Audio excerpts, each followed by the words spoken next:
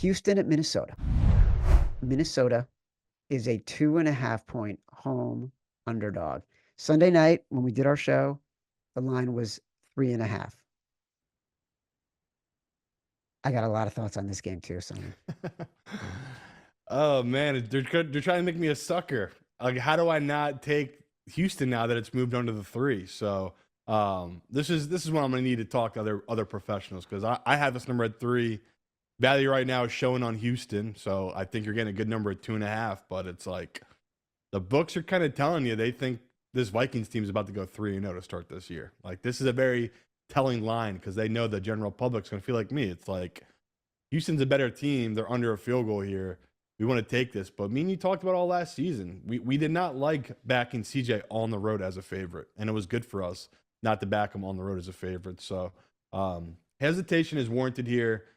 I might talk myself into taking this Vikings team by Thursday. But right now, as we sit here, it's like my value is showing Houston, but I know that something's a little fishy about this line.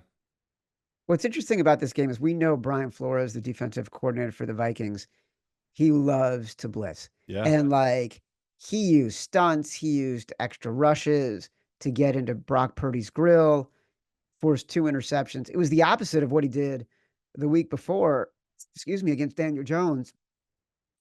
They used a lot of cover two, a lot of two high safeties. Like, it was really interesting how they changed it up and didn't do their normal tendencies playing against the Giants. I don't know what he'll do against CJ Stroud. CJ Stroud this year, 17 of 20, averaging 8.3 yards per attempt in the first 2 weeks of the year against the blitz. Like, the blitz was the one place where he was less effective last year, not ineffective, just less than others. And now he's even great at that.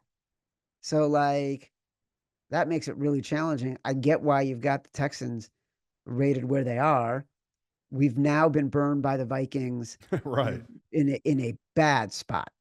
Like, I had a little bias because I had the Vikings as being one of the worst teams in the NFL this year. You had a little bias last weekend because you love the Niners roster, and we missed that one. But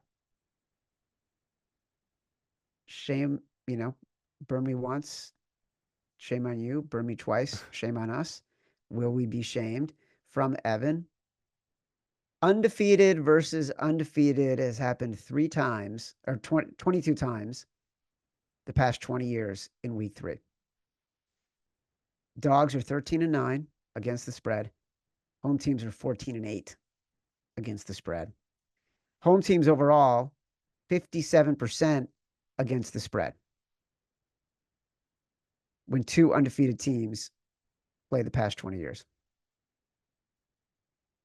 Yeah, so it's brutal. Again, if it was 3.5, this would have been a no doubter in the contest play. So professionals, unfortunately, we did our show Sunday night. They hit that super hard and got it down to where it's at now. So the only hope is, Chad, the public comes in heavy enough that maybe we get back to the 3. But yeah, I told you, just be careful with this Houston number. Very, very fishy. This line be sitting at -2.5.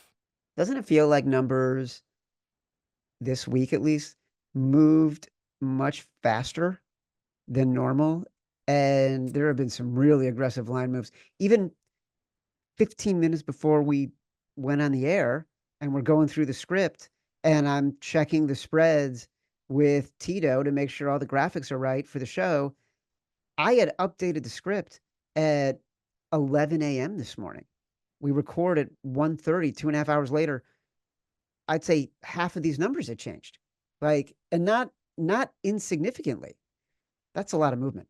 Yeah, I would say it's why I have what you're feeling so much of on Sunday night, which is shame of, like, we should be fat pocketed right now. This past weekend's the exact weekend me and you get really rich off of, right? These big dogs winning outright that we usually love. So that's what the pros just had. So you just saw pros who, most pros aren't going in and getting cash, right? When they go in, they usually roll that money over if they like a number on a certain line. And we talked Sunday night. There was a bunch of lines that jumped out right to me. So if that was me going to the book on Sunday night and I had a lot of tickets to roll over, you had a lot of options. So that's why I think we've seen so much movement here, is that so much professional money are at these books right now. And the books are going to react to it because they did just get, beaten pretty good by these pros. Luckily for them, it was like their best weekend ever because the public got beat so bad. So you're right though. Like this is not normal to see certain games move 6 points within 24 hours. So yeah, it's pretty wild here in week 3 how much movement there's been.